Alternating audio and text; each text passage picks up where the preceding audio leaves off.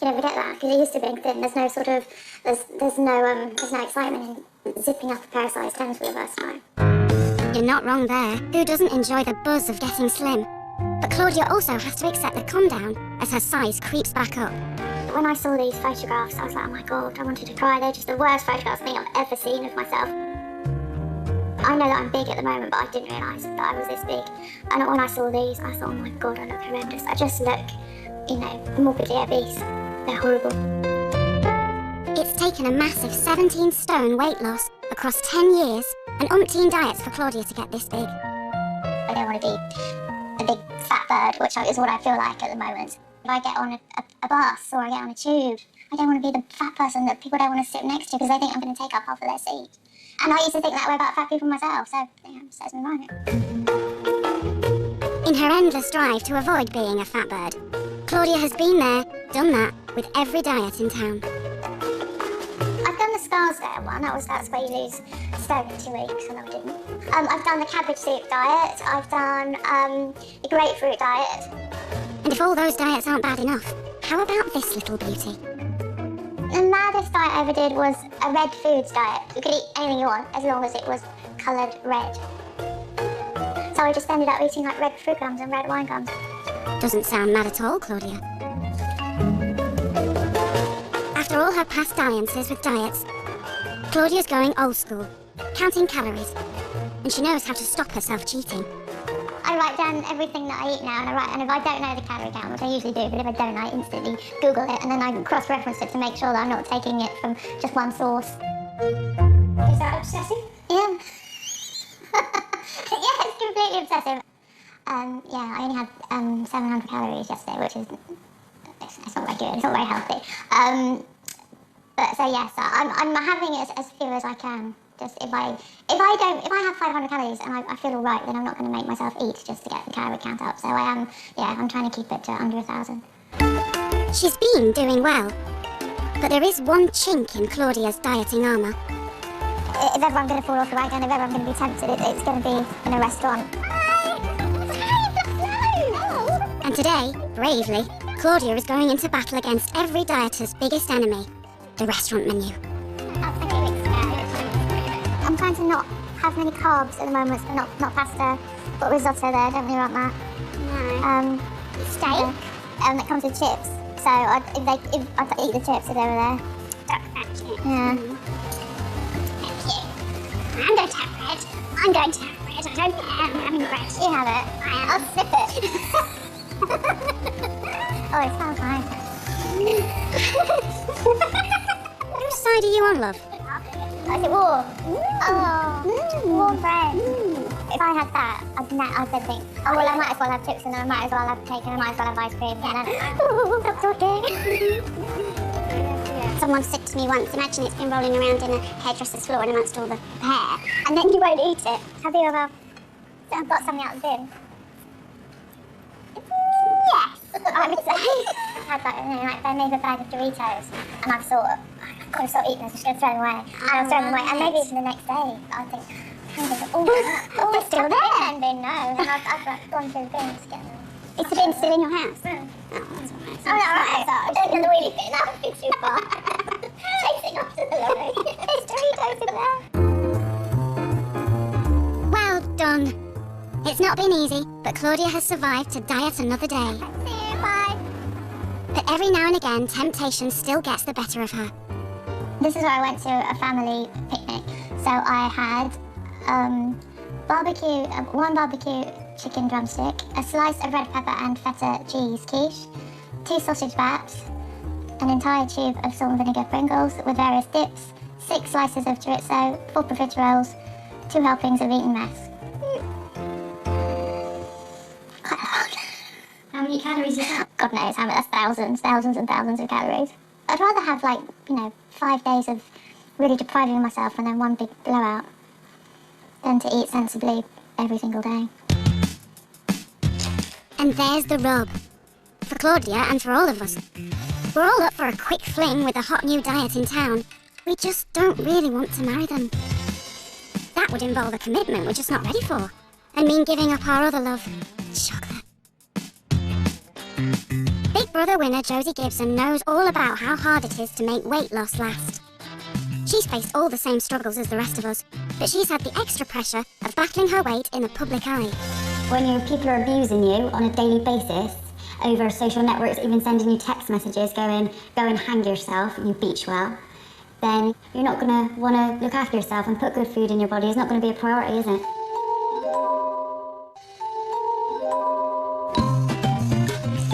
Dieting isn't easy, and it isn't any fun. But that doesn't stop 90% of British women dieting at some point in their life. And it doesn't stop lots of us getting stuck in the spin cycle of losing and gaining weight. How much of your life have you spent on a diet? So all of this part here is the amount of my life that I've spent dieting. Gemma Cruikshank's been there and got the Yo-Yo Diet t-shirt many times over at just 23 years old. At 8, her doctor advised that she'd be put on a diet. But by 11, she'd gone up to 18 stone. Throughout her teens, she went down and back up again. By the time she was 21, though, she'd lost 3 stone in 5 months to get back to 18 stone. Before heading up again to her heaviest weight of 24 stone 2 years later. Along the way, Gemma has tried all sorts of things to shed the pounds. The maddest diet I've done was the a cup of soup diet. So you literally have a cup of soup 2 to 3 times a day for each of your meals. And you do lose weight, but you're always hungry. Within 2 weeks, I lost a stone. And then within a month, I lost 2 stone. And then I put it back on again. Of course, it's the sticking with it that counts. And that is what Gemma struggles with. I don't know, I'm an emotional eater as well, so obviously if I'm upset about something, I'm going to eat food. If we're celebrating something, we're going to eat food. So it's kind of like, you're like, I'll be good for the week, and then you'll splash out on the weekend, but then you're just undoing all the good that you did. So I'd say my whole life I've been like that. For Gemma, yo-yo dieting is a family affair. Her mum, Denise, is currently a size 20. Hi, you alright? And she's also been a slave to the scales. I took diuretics, got the slimming pills, you name it, I've done it. You know, is it worth it? No, of course it's not. But at the time, you don't realise. You just think what you're doing is the right thing to do. Like mother, like daughter was never so true. Gemma has also tried her mum's techniques to lose weight. I've done literally everything. I've had photos put on fridges to stop me opening the fridge. I've comfort eated. I've secretly ate, thinking that people don't know. Of course they bloody know. I've probably tried everything. Worried about her own weight and Gemma's, Denise has employed a range of tactics over the years, designed to shrink them both down to size.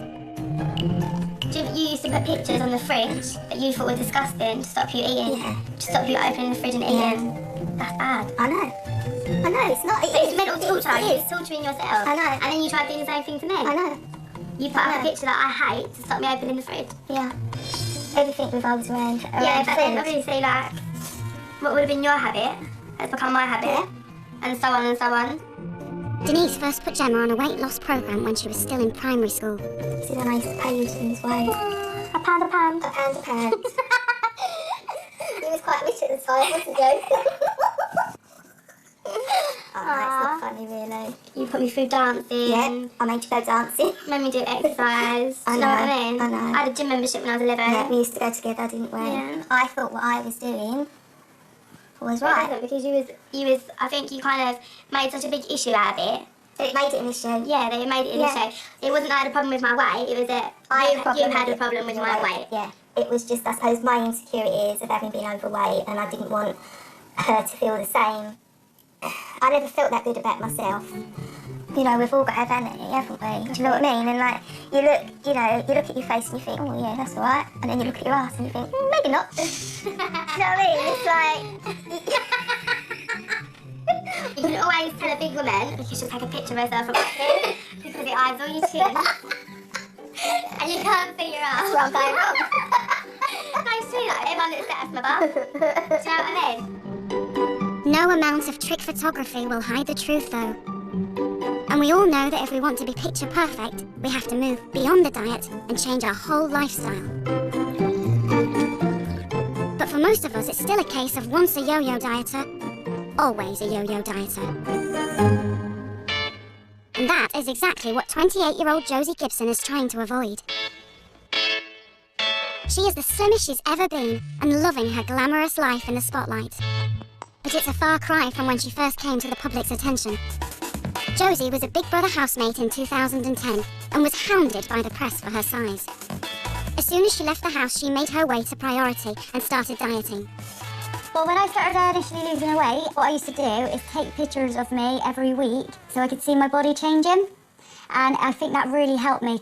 And then I used to go back to the first one and think, God, yeah, I've come a long way, actually. By the end of the year, she dropped 4 stone. But when she broke her ankle in 2012 and started heading back up towards her heaviest, it wasn't just her own attitude to her ballooning figure Josie had to deal with. When people are abusing you on a daily basis, over social networks, even sending you text messages going, go and hang yourself, you beach well. I had text messages on my phone saying that. Then you start, you're not going to love yourself, are you? And if you don't love yourself and you don't appreciate yourself, you're not going to want to look after yourself and put good food in your body. It's not going to be a priority, is it? Like all of us, the heavier she got, the worse Josie felt about herself. I was devastated because I'd worked so hard to get to a size 12, so I went into this deep depression. I was stuck in a high-rise flat, couldn't get down with my cast. I know this is bad now, and nobody knows this. I was thinking, if I hung myself off there, would it hold my weight? Oh, God. That's how bad it was at some points, but no one knows that. But I was so desperate. I was in a real bout of depression, and it's all linked with my weight, and it's just, you could drive yourself mental with it. And what definitely didn't help was putting the weight she'd only just lost back on, in a blaze of publicity. All the abuse and everything that I did receive when I was big, I think is wrong, but I'm a fighter. Even though I was deep in depression and I had suicidal thoughts, I thought, no, I'm not going to let them win. So my whole mind frame had to change before I either, died trying, basically. Josie came out kicking, determined to get slim again. But this wasn't her first battle with her weight. She'd been a fully paid-up member of Team Yo-Yo for years. In fact, she'd been fighting with her weight since the age of 6. By the age of 18, she was 19 stone. In her early 20s, she yo-yoed constantly between 12 and 16 stone. Along the way, Josie's desperation to lose weight led to extreme measures and some extreme results. I tried these tablets, and what you do is you eat, and what it does is meant to flush all the fat out your body. You just take them little tablets like that. I think I took 2 in the morning, 2 in the afternoon. Lasted a couple of weeks on them until I started finding spaghetti bolognese in my knickers. I think I lost a little bit of weight, but not a lot. Because I still wasn't eating right. I was thinking that I could eat the way I was eating, but I just flush it all out with these, and it doesn't work like that. But that's what I mean, I was so confused, I didn't know what to do. And I was so desperate, so desperate. All over the years, I've gone up and down, up and down, up and down. And but the more I went down doing the wrong diets, the more I went up putting the weight back on. Now, down to her smallest ever at a size 10, Josie is convinced she'll never go back. I think I've educated myself now, and I trained myself not to ever go back to that person. And don't get me wrong, I was a nice person inside, but I hated the way I looked on the outside. I hated it. When I've lost weight before, I've always kept my big clothes, and I felt that I was going to put the weight back on. This is the first time I've actually sold all my big clothes. Ditching her fat wardrobe is a brave step, but one Josie is sure she is ready for. Nearly out there with champagne. Nearly. And she knows how bad things would get if she does allow herself to get big again. People go, oh, are you going to put the weight on, or are you going to put the weight back on? To go back to that makes me feel physically sick. Now Josie's so determined to avoid putting weight back on, she's changing her whole life. Studying to become a personal trainer is a way to make sure she stays slim. I think I've definitely got to stay in shape if I'm trying to show other people how to do it. It's also a way she can use her hard-won experience to motivate others who are now where she was before. On your mark, get set, go! Full chill, 15, 16, wicked! I've always been a yo-yo dieter. When I was 19, I had my teeth wired together because I was 19 and 19 stone. And then I've been on every diet ever since, trying to keep the weight off. And the more encouragement you get from people, or just if you get a bit low and fancy a Mars bar, to be quite honest with you, and it's the support of the group, we're sort of in more or less daily contact. You think you actually might be able to do it this time. It's a really awful thing to go through, and that's why I like try and do these boot camps for people that are overweight and at the end of their tether, and I try and help people now because I've been there and know what it's like. I'm guilty myself a bit, like I'll go for a week without going to the gym and not training, but then I really feel guilty about it, and then the next week I'm back in there like storming myself. I go up and down like everybody else. That was hard work. Josie knows how hard it is to keep hold of the slim figure she now has and has longed for. Oh, my leg's breaking. Oh my bum. I'll have a beef roast dinner, please, mate. Emily, please. So how's it going at the moment then? I've been so busy on my personal training course, been locked in a classroom since till 8:30 till 5:30, so I haven't managed to get to the gym, and it's affected my mood, actually. Has it? Yeah, I've been a bit on edge. Oh my god. We get so excited, don't we? Yeah. Food. It's not just finding time to work out that Josie is struggling with. She's been risking putting the pounds back on by partying at a summer festival. If I say when I went to Secret Garden, I was naughty the whole time there. I had like 2 Great Big lamb wraps, like one for breakfast and one for tea, and then I drank 10 pints, all in one day. If I have a weekend and I go out drinking, I will put on How Stone Weekend. And everyone's like, that's not even possible, that's not even possible. I'm telling you it is. I put on, so if I have a drink, I'm constantly fighting all week to get it back up again. She knows that for her, the right combination of diet and exercise is key. What I used to do is think, oh, I've lost loads of weight, now I can go and eat what I want. Yeah, I've done that as well. Yeah, but now I I've done that as well. don't think like that now.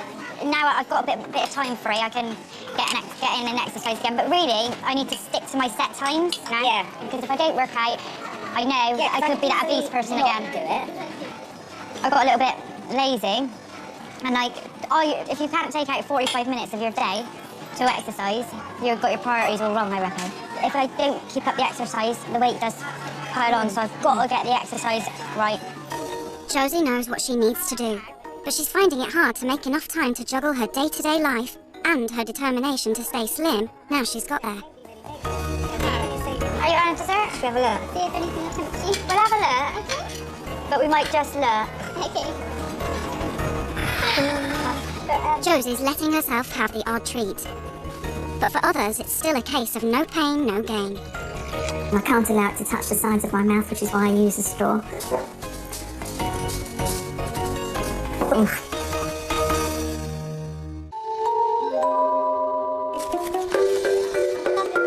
As we struggle to get skinny for Christmas, a holiday or a birthday, most of us live with the eternal hope that our latest diet will be our last. But the reasons we fall off our diets and into bigger than ever clothes are as many and varied as the number of us on diets. Hayley Morris is like many of us. She's spent 3/4 of her life on a diet, and now she's almost the biggest she's ever been. Her battle with her weight started at 15 and 12 stone. She lost weight for her wedding and gained when she had a baby, but the trend was decidedly upwards. And by the age of 32, she hit her heaviest weight, 26.5 stone. Since then, she's been up and down, to end up at 24 stone in 2013. Hayley has lost almost 27 stone across 40-odd years, and still ended up over 10 stone heavier. But she hasn't given up on her dream of a thinner, fitter future. At 59, she's starting a new, healthy living regime. I'm just juicing some celery and carrot, which I don't really enjoy at all, but it's very healthy.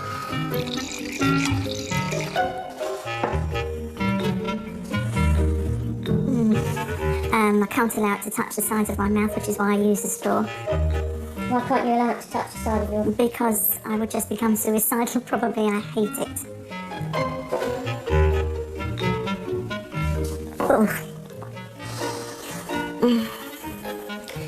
That was absolutely delicious. I can't wait for the same time tomorrow.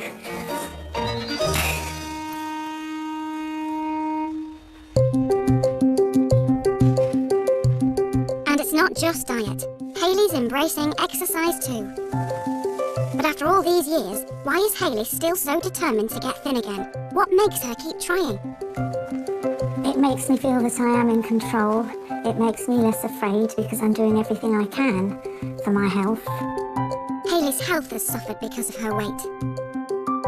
The weight brought on the diabetes, and then the diabetes brought on the heart attack, circulation problems, all kinds of problems. As I said, it's a hideous disease, and I'm trying really hard to get that completely under control.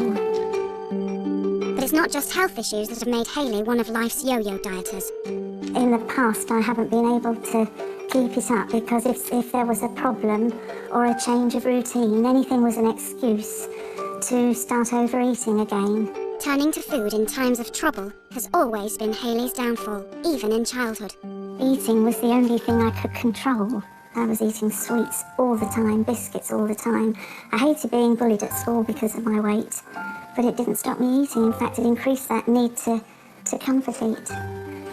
And I would say that by the time I was 14 or 15, I had actually developed an addiction to food.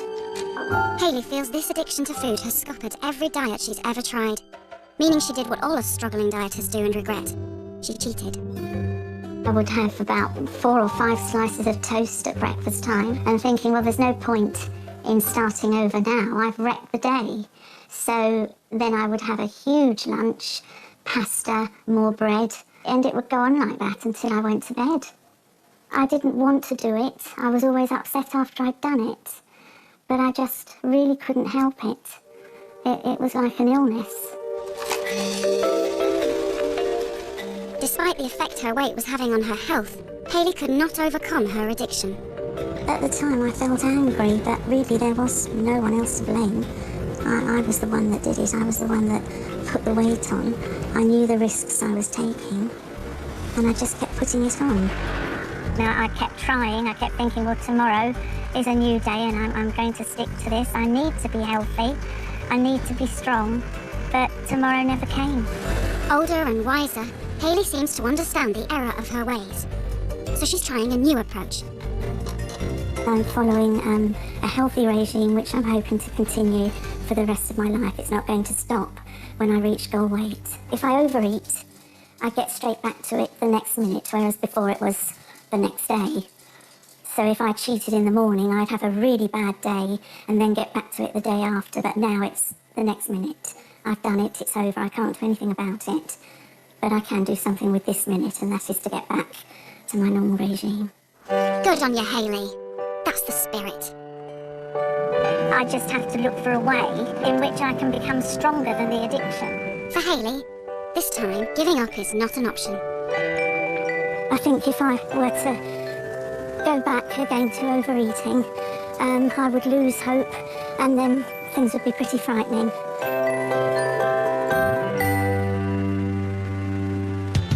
We all know slow and steady is best, but why, oh why, is sticking to a plan so hard? And why is it that each time we get close to our goal weight, we tell ourselves that this time we can keep the weight off? Celebrity slimmer Josie Gibson is optimistic that she's endured her last ever yo-yo diet, but it's not come easy. I would say I was large and unhappy this percentage of my life. Because I got fat when I was 6. So I tried to make it out one time that, I was happy with my weight, I was happy being one of the big girls, but I wasn't. I always wanted to be slim. Josie's most recent dieting yo-yo happened in the full glare of the media spotlight during 2012. She suffered months of abuse on social media and in the press as a result. Because she put on 4 stone, Josie was seen as fair game, and her partner Luke was also getting a hard time about her weight. Poor Luke, he's going down a plumbing shop at work and they're all taking the piss out of him. Calling him the fatty. Getting the magazine out, showing all the people in the shop, saying, oh, look, this is Luke's girlfriend. Picture of her running down the beach like... It wasn't very nice, no. What did you say to him? I love her. I love her now. Good job, I got a good personality, innit? Yeah, cool, what are you about to part with? Having met Luke when she was a size 12 and then gained weight, Josie was desperate to get slim again. But living with a struggling dieter isn't easy. I've just filled my body with rubbish. And then I'd cut myself up about it, get all depressed, then to curb my depression, I'd bloody eat again. So you're on a little vicious cycle. It's like you can't get out of it. And of course, the whole time you're actually addicted to what you're eating. It was awful. I used to go and walk the dog over the park just to get out of the house, really, and I'd just go sit in the park for ages, because sometimes it was almost unbearable to be with her. Like, really that bad. I was contemplating leaving a couple of times, but I kind of knew she was getting stressed out and stuff about it. And I'd seen the good side of her when she was happy and everything. You slept in the van one night, didn't you? Yeah, and on the bedroom floor, because I couldn't bear to sleep in the bed with her, and she was so angry all the time. It was awful. It went smooth sailing. And sometimes her other half was definitely not her better half. And we've all been there, haven't we? Luke would come in with a pizza and like a bottle of wine and a great big bar of Galaxy like that and go, And so he's lucky he's got any teeth. Yeah, it's not my fault I can eat what I want. Now slimmer than she has ever been, Josie feels under more pressure than ever to avoid another devastating yo-yo. It's a daily battle. Like you try and bring like rubbish home sometimes and I just don't have it, do I? Because why should I have it in the cupboard? Because it's not fair on me. When you bring your Mars milkshakes back and you put them in a cupboard, I think, oh, just have a little sip. And then you know what I like? Whole thing's gone in. Yeah. You've got ice pigging in your stomach, that's the other thing. I didn't think of that. Yeah, when you're in a restaurant, you're always like, oh yeah, I want a bit of that, and I want a bit of that, and then it all sort of comes and you can't eat it all. So I'm obsessed with food. I love it. It's love. If we have a roast dinner, I will have to eat I'll have to lick the plate. When I eat, I don't get, I got no like switch off button. I just don't get full up. It takes me ages for my brain to know that I'm actually stuffed. I know this sounds mental, but I purposely put a mirror in my dining room, so when I eat at the table, I can see myself eating, so I can see my reflection. Sometimes when I was losing the weight before, like if I got the urge to like really pig out on rubbish food, I'd go and look at myself in a bikini, 20 minutes. But I purposely keep that mirror there, so I don't overindulge. Did it work? No.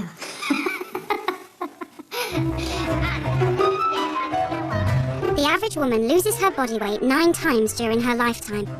And over 1 million of us turn to slimming clubs for support to help us get thin. We go along every week, sometimes for years, hoping that by slimming with others, we can achieve our weight loss goals. Gina Bobbin's biggest ever diet success came at a slimming club, but it's not been plain sailing. I did have a great amount of success with one group, but I cannot afford to go there anymore because you have to pay membership fees. Feeling unable to go back down the slimming club route, Gina's been left battling her weight alone. She's the biggest she has ever been, and she would still like to be slimmer. I'm not happy, but it fluctuates an awful lot. It goes tremendously, but anything between 18 and 24 stone. At my lightest, I was 12 stone, which I'd like to be back at. Gina was last 12 stone in her early 30s. Since then, she has gone up and down, ending up twice that at 24 stone. That's me holding my sister's first child, and he's about 28 now, so that's about 28 years ago. Over the years, Gina's tried everything in her desperation to get back to her dream weight.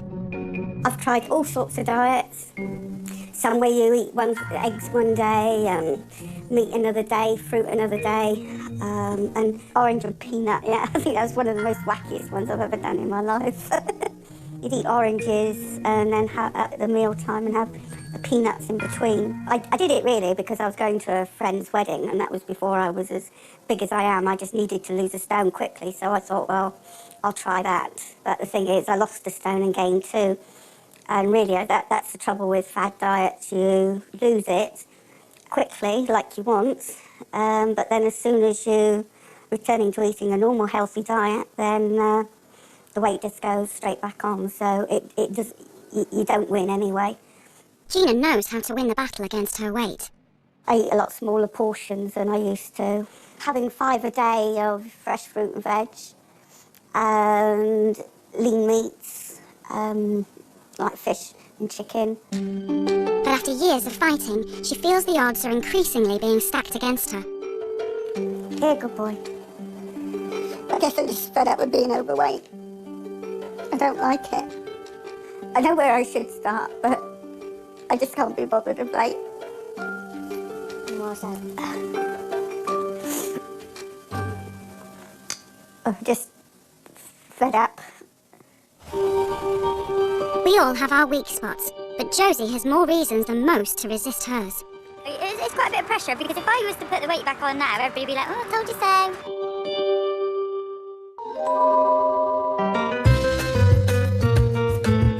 Josie Gibson spent 21 years chasing her perfect weight, starting at just 6 years old. I think the best thing ever about losing the weight is being able to go into a shop and know that there's something in there that fits you. When I was bigger, I used to have to shop literally all day just to find a pair of jeans that fit.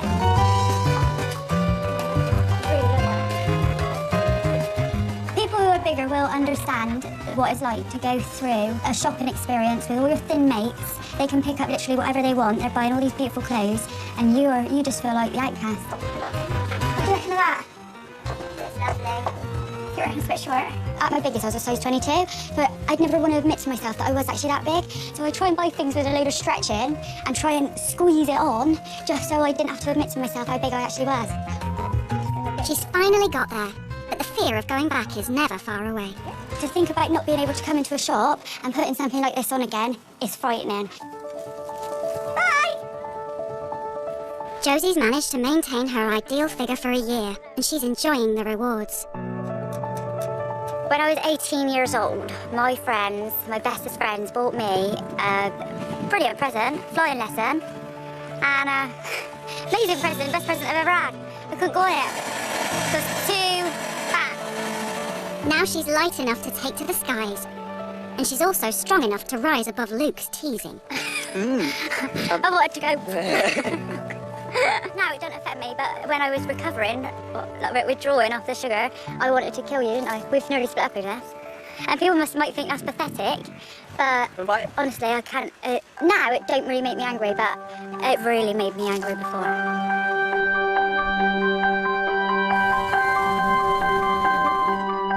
Am I the right weight?